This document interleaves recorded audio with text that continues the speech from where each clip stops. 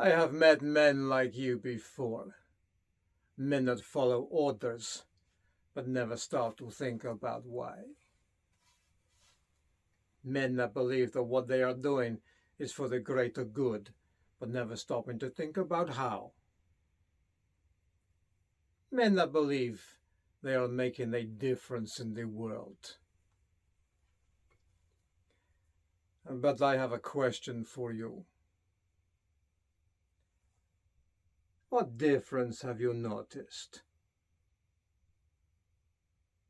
The last time I checked, Britain was getting worse and worse, with more corruption and more drugs and more murder.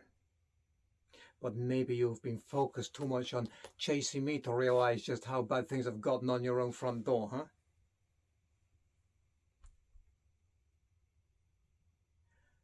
Do you know why I do what I do? People think it's because of the money, but it is not, no. I do what I do because I like it.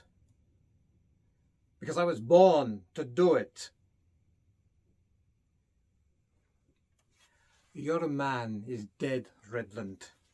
And he is dead because I deemed it necessary.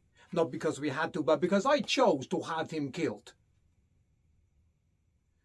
You see, when you live a life like me, taking a life is meaningless.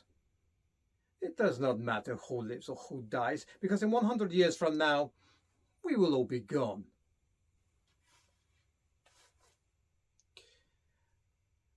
One day, a soldier stumbled across our operation in Baghdad. We captured him. We interrogated him for hours and hours.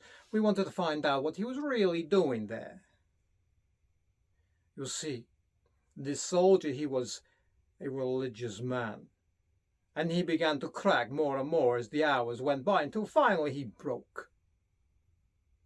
And then he gave up this speech about how the Lord will smite me down one day for playing God.